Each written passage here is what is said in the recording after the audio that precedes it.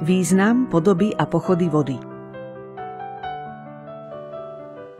Voda je život. Koľkokrát sme už počuli túto vetu. Možno až tak často, že nám zovšednela a považujeme ju za frázu. No voda je naozaj životodarná tekutina. Je to hlavná stavebná látka, napájačka, zavlažovačka, chladička a čistička suchozemských organizmov, vrátane človeka. Okrem mnohých iných dôležitých funkcií je voda aj tvorcom veľkej rozmanitosti prírody. V neživej prírode formuje jej tvary na zemskom povrchu i pod ním. V živej prírode vytvára napríklad bohaté ekosystémy mokradí s množstvom rastlín a živočíchov.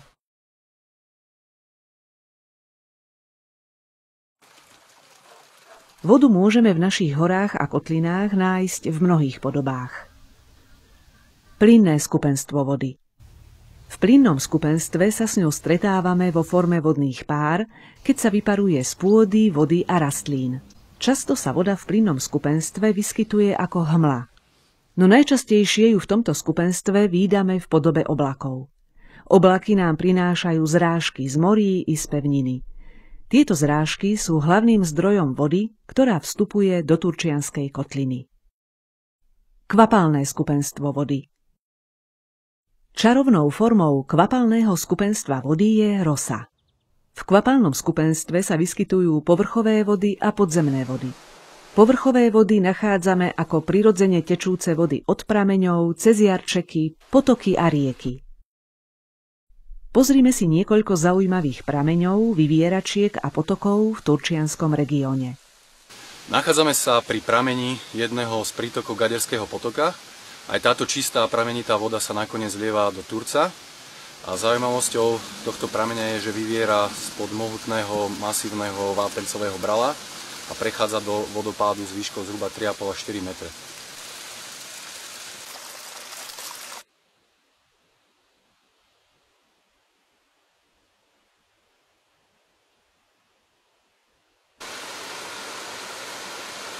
Nachádzame sa v Berianskej doline, v lokalite Lučečné. Môžete tu vidieť veľmi zaujímavý fenomén v krasovej krajine. Je to tzv. Penocové pramenisko. Penocové prameniska začali vznikať v poľadovej dobe, kedy došlo k výraznému zvýšeniu vlhkosti, čo je pre vznik takýchto prameňov veľmi dôležité. Ich vek môžeme odhadovať aj na viac ako 10 000 rokov. Tatranská pitná voda je veľmi kvalitná kvôli zachovanému prírodnému prostrediu a aj obsahu rôznych minerálnych látok. Následne tu môžeme vidieť aj kolobeh vody v prírode, kde dochádza k interakcii, čiže vzájomnému pôsobeniu viacerých zložiek. Dažďová voda sakuje vo veľkej patre najmä v lesnom prostredí cez pôdu do podložia. V pôde sa obohacuje o oxid uhličitý a následne rozpúšťa najmä vápencové horniny. Takáto obohatená voda sa potom dostáva na povrch. Ako tu môžeme vidieť, na povrchu dochádza následne k opätovnému vyzrážaniu vápenca a k tvorbe takýchto penocových útvarov. Takže jedna z veľmi zaujímavých a atraktívnych vyvieračiek v oblasti Turčianskej kotline sa nachádza pri kláštore pod Znievom.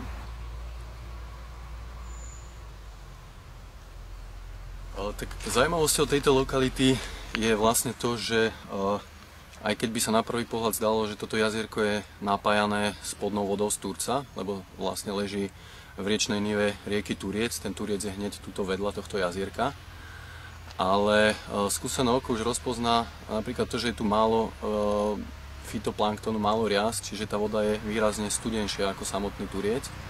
Čiže to už evokuje, že je to vyvieračka. Je to vlastne samostatná vyvieračka a táto voda vlastne v letnom období dosahuje teploty okolo 10-11 stupňov, v zimnom období 3 stupne, nikdy trvalo nezamrzá. A práve kvôli tomu, že je to vyvieračka s chladnou vodou, nikdy sa tu nepresadia nejak výraznejšie riasy a sinice, tak ako to je na iných vodných plochách otvorených na jazierkach, ktoré práve v letnom období sú porastené tými riasami a sinicami. Tu vidíme odtok z tejto vyvieračky. Ten odtok pomaličky postupne meandruje do rieky Turiec a napája ho vlastne s touto čistou a kvalitnou vodou. V Turci sa nachádza aj najvýznamnejšie prameniskové jazierko na Slovensku. Leží priamo na južnom okraji obce Jazernica na pravom brehu rieky Turiec. Je sítené jeho podzemnými vodami. Od roku 1975 je chráneným prírodným územím s ochranou slatinných brehových porastov.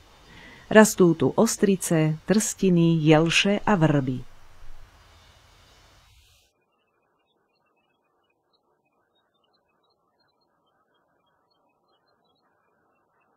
Horské potôčiky a potoky sú nielen tepnami, ktoré zavlažujú okolitú krajinu, ale očarúvajú nás aj svojou krásou. Sú zdrojom silnej pozitívnej energie. Niektoré potoky vytvárajú na svojom toku nádherné vodopády a vodopádiky. Najznámejší je Šútovský vodopád v Malej Fatre. Pôsobivé vodopády nájdeme aj vo Veľkej Fatre, napríklad v jednej z bočných dolín Dedošovej doliny. Ďalší pekný vodopádik si môžeme pozrieť v dolínke Došná. Potoky ústia do riek. Turčianskou kotlinou preteká nádherne meandrujúci Turiec.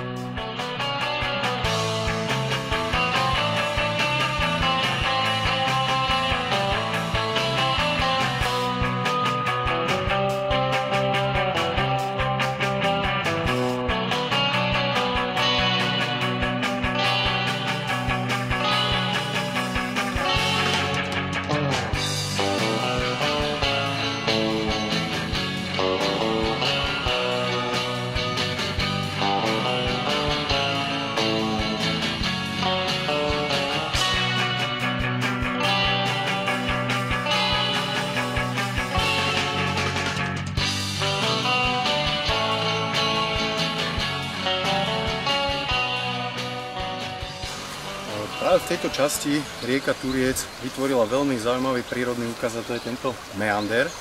A pri tejto ľavotočivej zákrute v tomto meandri vlastne rieka na pravej strane naberá rýchlosť a zahlbuje sa do riečného koryta. A výška tohto meandra je viac ako 4,5 metra, skoro 5 metrov.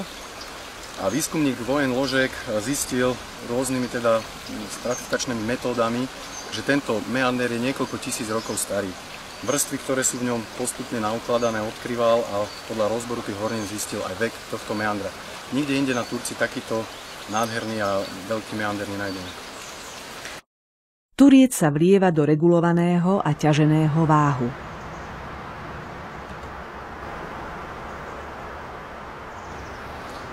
Vrbovo-topolové lužné lesy sa popri váhu zachovali už len na veľmi málo miestach a skôr len také úlomky malé. A tu nad Sučanmi je jeden z mála väčších kusov toho lužného lesa, ktorý je ináč prioritný biotop európskeho významu, pretože má veľmi veľkú rozmanitosť drevín, krov, bylín, rastlín iných živočíchov, mikroorganizmov, vodných organizmov.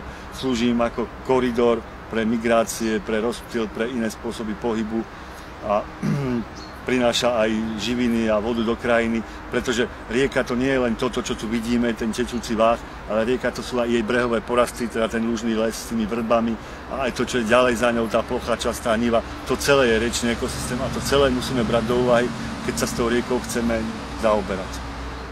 Jedna z najdôležitejších súčastí lužných lesov sú staré veľké stromy. Majú úplne nenahraditeľné funkcie v tom ekosystéme. Viaže sa na nich špeciálna biodiverzita húb, nižších rastlín, živočíchov, dutinové hniezdiče a ďalšie podobné organizmy a robia takú kostru celého toho lužného lesa. Bez nich to nie je lužný les. A jedna z najdôležitejších funkcií týchto starých veľkých stromov je brehoochrana. Ich korene sú veľmi mohutné, rozvinuté a držia ten breh a bránia erózii. Napriek tomu, že tieto veľké staré stromy majú toľko dôležitých funkcií v tom riečnom ekosystéme, tak asi najviac miznú z tých ekosystémov a najmenej ich máme a je to nenahraditeľná strata pre ten ekosystém. Okrem prirodzene tečúcich vôd poznáme aj umelé tečúce vody, napríklad derivačný kanál Krpeľany-Lipovec. V kategórii povrchových vôd máme v regióne množstvo prirodzených stojatých vôd. Patria medzi ne mláky a bezodtokové preliačiny. Známe sú diviacké kruhy. Prirodzene stojaté vody sú aj v mŕtvych ramenách a v rôznych mokradiach. Nachádzame sa na lokalite Rakšianske rašelinisko. Táto lokalita je teda zaujímavá tým, že sa tu nachádzajú druhy, ktoré sú výrazne kyslomilné, majú radi kyslé prostredie. Celé toto rašelinisko je napájané z dvoch strán dvomi prítokmi, čistou a pramenitou vodou z Rakšianskej a Nedozorskej doliny.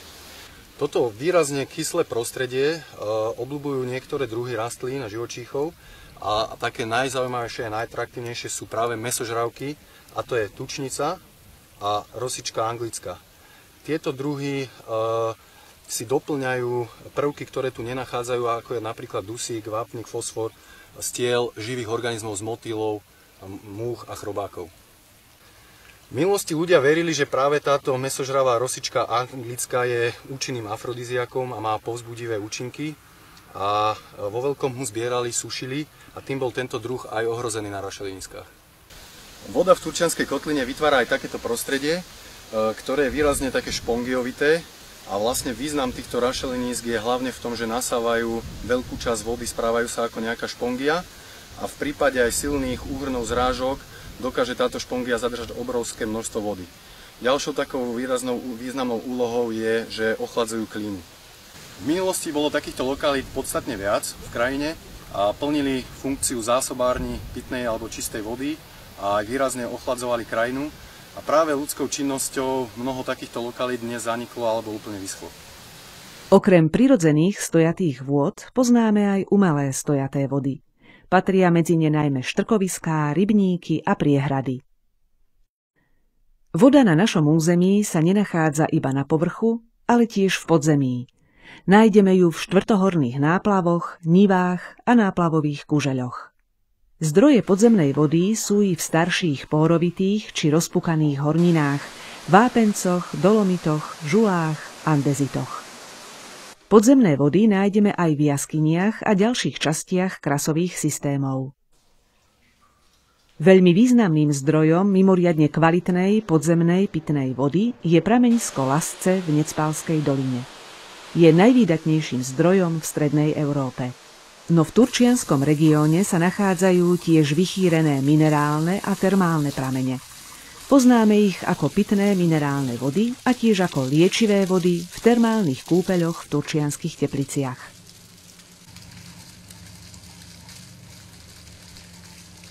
Pevné skupenstvo vody. Tretím skupenstvom, v ktorom sa voda vyskytuje v prírode, je pevné skupenstvo. Snehy a ľady sú nielen zásobárňou vody pre jarné topenie. Sú pre nás aj zdrojom poetickej krásy ľadových výtvorov. Ľady a ľadopády potešia i horolezcov. Pochody, procesy, v ktorých je voda zapojená. Vodný hydrologický cyklus. Kolobeh vody alebo vodný či hydrologický cyklus je termín, ktorým sa označuje stály obeh vody na Zemi, poháňaný slnečným žiarením a gravitačnými silami Zeme. Slnečné žiarenie nad oceánmi a moriami spôsobuje, že sa voda z nich vyparuje. Tvoria sa oblaky, v ktorých voda kondenzuje do podoby dažďových kvapiek alebo snehových vločiek. Vetry ich privejú nad pevninu a tu padajú na zemský povrch v podobe zrážok.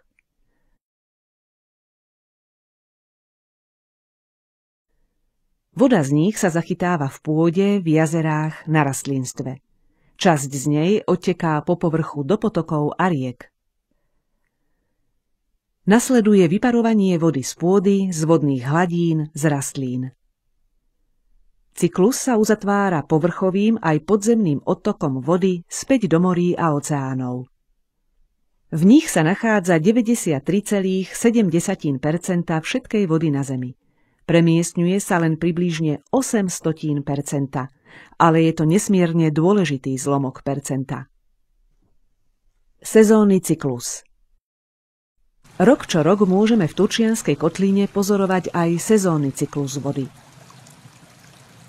Patrí do neho topenie snehu, záplavové pulzy, jarné zrážky a letné búrkové zrážky. Potom prichádzajú podjesenné suchá. Nasledujú jesenné zrážky. Sezónny cyklus uzatvára zimné sneženie, mrazy a ľady.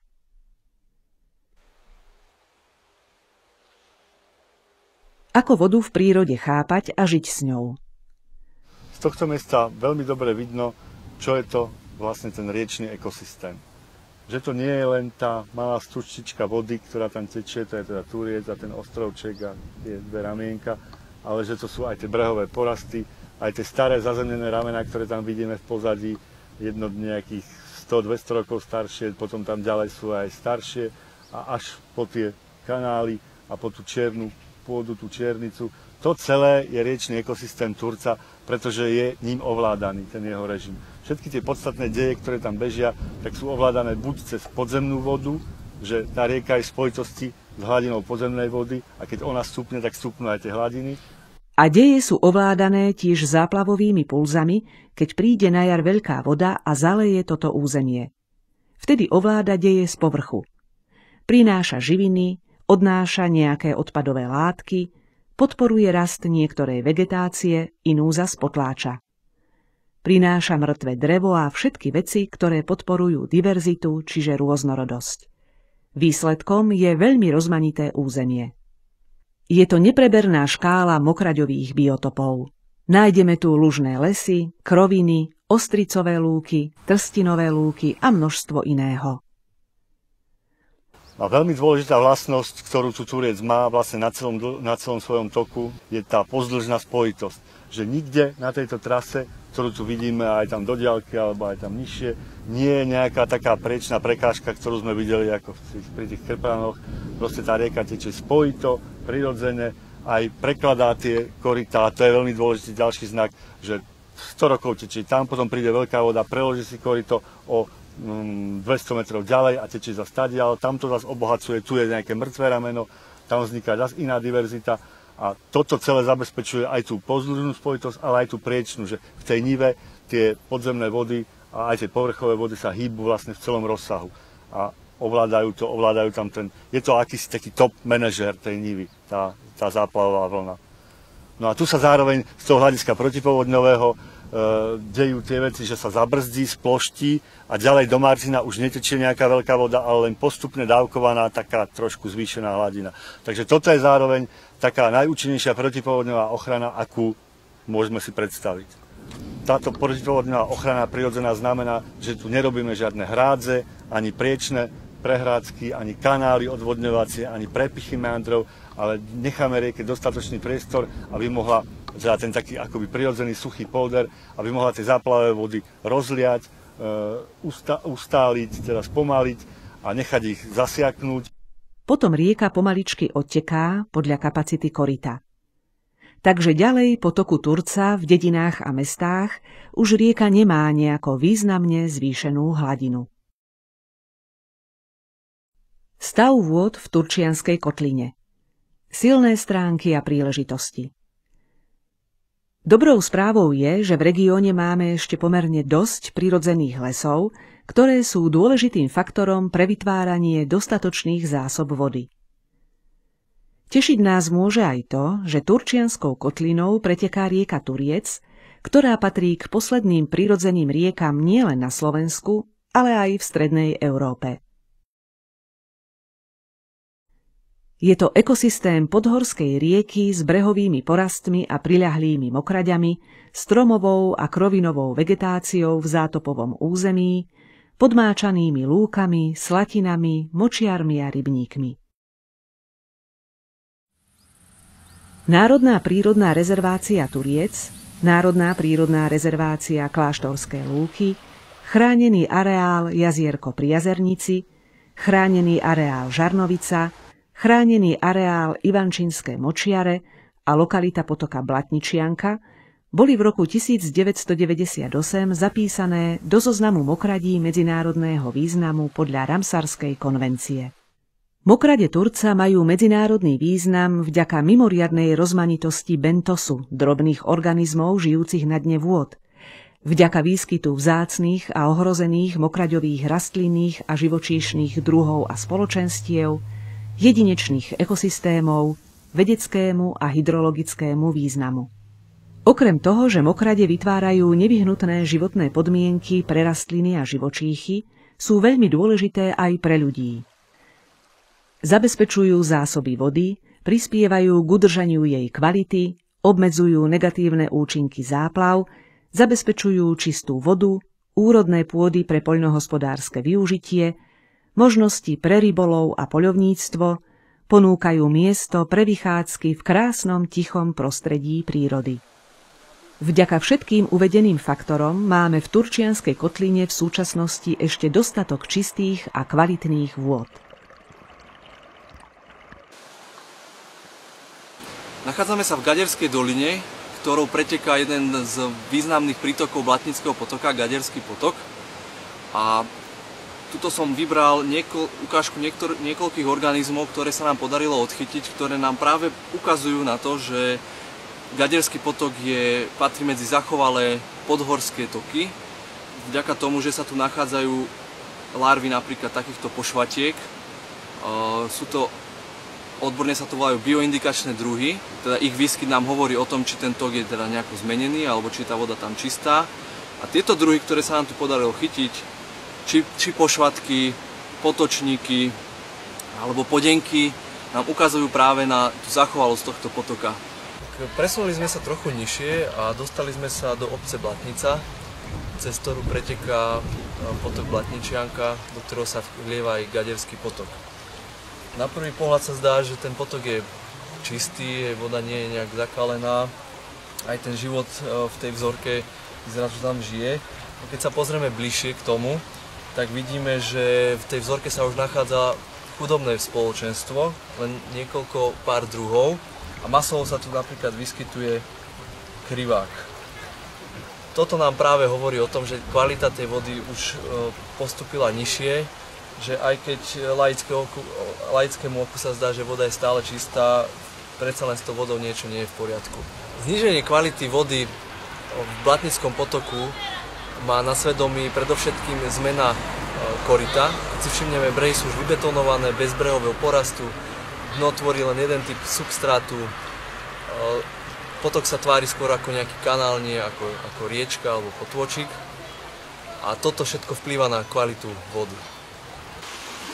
Posunuli sme sa ďalej po prúde Blatničianky a len pár kilometrov pod obcov sa nám už tok dostáva do svojho pôvodného stavu, to znamená, opäť začína vytvárať meandre v krajine, brehy sú zarastené jelšami, vrbami, topoľmi a to sa hneď odrazí aj na kvalite vody. Život tu možno nie je taký aktívny, ako sme videli v tom Blatnickom potoku v dedine, avšak je o dosť pestrejší, čo sa týka druhového zloženia. Tých druhov je tu viacej, čo opäť poukazuje na tom, že kvalita vody sa zvýšila a voda je opäť v lepšom stave. Okrem dobrej kvality povrchových vôd, v Turčianskej kotline máme aj bohaté zásoby mimoriadne kvalitnej pitnej vody v podzemných zdrojoch. Najvýznamnejší z nich je už spomínaný zdroj Lasce v Necpalskej doline. Mohutné zásoby povrchovej dobrej pitnej vody máme v Turčeku. Slabé stránky, zlé dedičstvá z minulosti a hrozby pre budúcnosť. Hoci je stav zásob a kvality vôd v Turčianskej kotline pomerne dobrý, postupom rokov pribúdajú faktory, ktoré tento stav ohrozujú. Veľkým problémom je čoraz intenzívnejšie odlesňovanie horskej krajiny.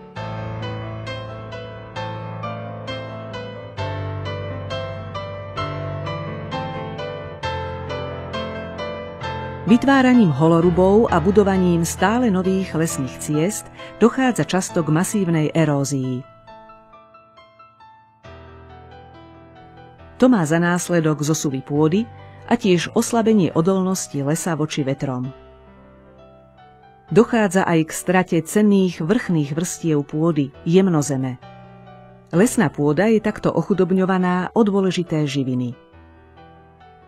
Negatívny vplyv má i používanie ťažkých mechanizmov na ťažbu a dopravu dreva. Takáto činnosť tiež spôsobuje eróziu. Prírodu ohrozujú úniky ropných látok. Alarmujúce je, že dnes sa už ťaží drevo aj v dlhoročných ochranných lesoch, napríklad okolo Blatnice. Všetky tieto faktory čoraz viac ohrozujú zásoby a kvalitu vôd v regióne, zvyšujú riziko a závažnosť povodní. Ekologickou pascou sa dnes stala aj priehrada v Krpeľanoch, vybudovaná v minulosti. Hoci sa to nezdá, ale jediný prívod vody do tejto naoko mohutnej rieky, teda do Váhu, prichádza odtiaľ z toho výpustu priehrady a to je tých zhruba 4 až 5 kubických metrov za sekundu. Kým oproti v kanáli púšťajú 12 krát viac zhruba, čiže okolo 70 kubických metrov za sekundu. A to je jeden z prvých veľkých problémov, ktoré táto bariéra spôsobuje. Táto zvláštna prekážková dráha mal byť pôvodne rybovod, ktorý mal pôvodne pomôcť rybám prekonať tú veľkú prekážku Krpeľanskej priehrady. Z toho, čo tu vidíme, je asi jasné, že ešte taká ryba, ktorá by toto mohla prekonať, sa nenarodila ani nevyvinula. Toto je derivačný kanál Krpeľany Sučany Lipovec, ktorý z Váhu cez Krpeľanskú priehradu odvádza úplnú väčšinu vody. To je priemerné 70 metrov kubických za sekundu a privádzajú k tým vodným elektrárňam Sučany a Lipovec a po asi 19 aj čosi kilometrov dlhom toku sa zazlieva do Váhu, niekde pri Dubnej skale, takže až tam, znova až pri Dubnej skale sa Váh stáva plnohodnotnou riekou. Ako sme videli, tak koryto toho kanálu je dosť dôkladne utesnené, vypanelované, takže bráni vode v zasakovaní do okolitej nivy, bráni tomu prepojeniu povrchovej vody a podzemnej vody a tým znovu narušuje dosť vážnym spôsobom ten riečny ekosystém, teda to prepojenie rieky Váhu s jej podzemnými vodami, s lužnými lesmi, s mokraďami a s tým všetkým. Takto upravený vodný tok plní len jedinú funkciu v krajine, a to výrobu elektrickej energie. Ale všetky ostatné funkcie, ktoré by mal plniť v živote človeka alebo v živote celej prírody, tak takýto tok neplní. No tak toto by mala byť Krpeľanská priehrada s nejakými vyše 8 miliónmi kubíkov vody, ale to je len prvý dojem. Keď sa pozriete pod hladinu, tak je tam najmenej 80% bahna. Čiže to nie je ani tak priehrada, ako skôr skládka bahna, ktoré je obohatené okrem dusíka, fosforu a ďalších látok aj s nečisteninami z okolitých tovární, či už na Orave alebo na Liptove. No a hlavné množstvo toho bahna vzniklo po tých okolitých svahoch, čo tu vidíme okolo priehrady a ďalej na Liptove a ďalej na Orave, kde sa už dlhé roky, dlhé 10 ročia nadmerne rúbe a nadmerne stavajú lesné cesty. To sú zdroje pôdy, ktorá sa tej jemnozeme, ktorá sa pri veľkých zrážkach splavuje, aj potokmi, aj pozdĺž tých ciest a dostáva sa sem do tej priehrady a tu sa usadzuje a celú ju zaplnila už skoro. Takže neplní poriadne ani tú energetickú funkciu, naopak zásobuje celý Váh pod týmito vecami z toho bahna. No a táto nádrž to je jedna veľká ekologická pasca, do ktorej sme spadli zhruba pred tými 60 rokmi a nevieme, ako z nej von. Veľkým problémom je tiež drastická ťažba štrkov v korytách riek, najmä však vo Váhu. V turčianskom úseku Váhu je jeden z najväčších problémov zarezávanie sa rieky do štrkových usadení vplyvom ťažby dlhodobej medzi Hrúbkami a Kračanmi, ktorá spôsobuje pri veľkých vodách spätnú eróziu a vymieranie riečneho dna až po Sučany a až po Turany. Táto ťažba štrku a neuspôsobené zarezávanie koryta vyvoláva veľké zmeny v biotopoch rýb, ale aj iných živočíchov a rastlín a sťahuje podzemné vody z celej okolitej nivy a spôsobuje jej vysušovanie. Dnes sme žiaľ aj svedkami neustáleho zhoršovania stavu turčianskych mokradí. Ich plocha sa zmenšuje priamym i nepriamym odvodňovaním, obstavaním či premenou na stavebné pozemky. No a v riečnom ekosystéme Turca, ktorý je európskeho významu, tak by sa nemali robiť takéto zásahy, ako tu vidíme, teda táto hrádza, navážky, štrkové alebo nejakej divnej zeminy, to sem nepatrí. To zas narušuje aj pôdne režimy, aj ten odtok tých záplavových vôd a nepatrí to do územia európskeho významu. Čoraz väčšie problémy spôsobujú veľké plochy monokultúrnych a prechemizovaných, teda prehnojených polí, ochudobnených o jemnozem.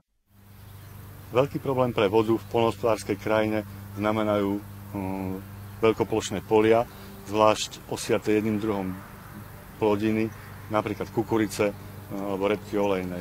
Tie veľmi slabo chránia pôdu a zvlášť na strmších svahoch pri silnejších dažďoch voda vyplavuje z tých povrchových častí pôdy jemné častice zmiešané s hnojivami, s pesticídmi a tie naplavuje potom do potokov, do riečok a odtiaľ sa dostávajú do podzemných vôd a potom ich pijeme my.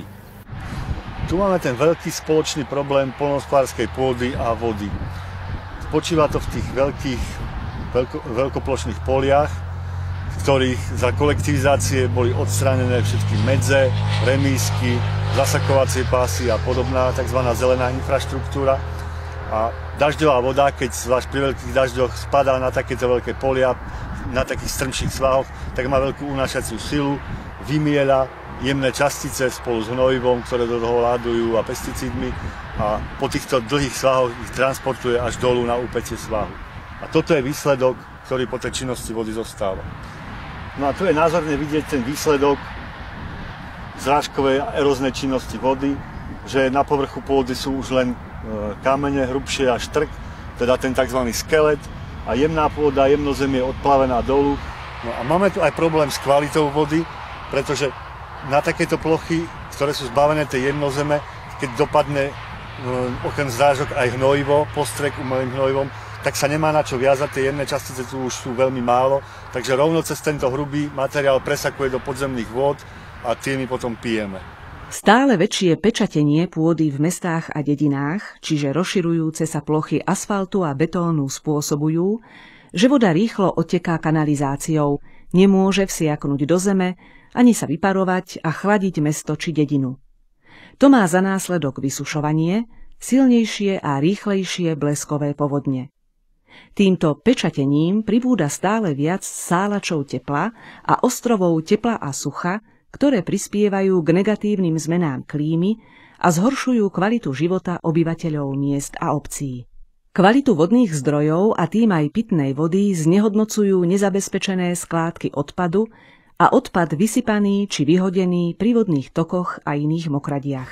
Veľká hrozba pre kvalitu podzemných vôd sú štrkoviská. Najmä v tej nive váhu medzi Vrútkami a Krpelanmi už máme asi viac ako 200 hektárov štrkovisk a už predtým tu boli viaceré a veľká časť z nich je vyplnená odpadom. Nielen stavebným, ale aj komunálnym a jeho vyluhovaním tu vzniká práve to riziko pre podzemné vody. Ďalšie riziko, ktoré tu je a ktoré bude asi nenahraditeľné alebo nezvratné, sú tie straty poľnohospodárskej pôdy, ktorú už asi nikto nevráti na to miesto a v takej kvalite, aké ju odtiaľto zobrali. No a ďalšie veľké riziko pre poľnohospodárskú krajinu v okolí takýchto štrkovísk a ťažobných jám sú invázne a rozpínavé rastliny. Veľmi rýchle a veľmi na veľkých plochách menia túto krajinu a ich dôsledky týchto zmien sú nepredvídateľné. Riešenia a aktivity, ako chrániť zdroje a kvalitu vody v regióne. Ak si chceme dlhodobo udržať dostatočné zásoby vody, rozhodne musíme znížiť ťažbu dreva v lesoch, najmä tzv. Náhodnú, kalamitnú. Dnes sa už ťaží skoro dvojnásobok oproti dlhodobo udržateľnej úrovni. Musíme obmedziť a z cennejších lesných celkov úplne vylúčiť výstavbu lesných ciest. Je potrebné zastaviť poškodzovanie a zmenšovanie plochy mokradí, nevykonávať na ich území žiadne melioračné práce. Rozhodne nesmieme stavať v prirodzených záplavových územiach. Je treba robiť opatrenia na zlepšenie zasakovania a spomalenie odtoku dažďovej vody. Napomáha tomu napríklad aj obnova prirodzeného sledu tíšinových a prúdivých úsekov vodných tokov. Dôležitá je zelená infraštruktúra, medze, zasakovacie pásy, brehové porasty, remísky. Musíme výrazne obmedziť betónovanie a asfaltovanie veľkých plôch. V oblasti pôdohospodárstva by sme mali rozvíjať organické, čiže regeneratívne farmárstvo. Dnes sa mu venujú niektorí ekofarmári. Mali by sme obnoviť úzkopásové polia, turčianske majere a pasienky. Informované rozhodovanie. V záujme ochrany životného prostredia, dostatočných zásob a kvality vody musí verejnosť vyžadovať informované rozhodovanie štátnych orgánov a samosprávy. Informované rozhodovanie znamená, že bude založené na spoľahlivých vedeckých faktoch a dostatočných podkladoch, a nie na skupinových záujmoch, ideológiách či politických príkazoch. Výchova a vzdelávanie. Ochrana prírody a vodných zdrojov je verejným záujmom. Preto je dôležité, aby sme na tejto ochrane atraktívnymi a účinnými formami zainteresovali obyvateľov už od detstva. Nadácia Zdravá turčianska záhradka spolu s ďalšími partnermi využíva aktívne a zážitkové spôsoby, aby deti a mládež vedeli, že zásoby kvalitnej pitnej vody sú obrovským darom, ktorý si musíme vážiť a chrániť. Na podujatí Napíme sa z turčianskych prameňov sa zúčastnilo 500 žiakov a študentov Evanielickej spojenej školy Martin. Nadácia každoročne organizuje aj medzinárodnú výtvarnú súťaž Ekoplagát. Tradičným sa stalo čistenie Necpalského potoka. Najväčším podujatím s niekoľkotisícovou návštevnosťou boli Sviatky vody v Turčianskej záhradke 2016. Verme, že všetci spoločne prispejeme k tomu, aby sa voda z Turca nestratila, aby bola dobrá a kvalitná a aby jej bol vždy dostatok.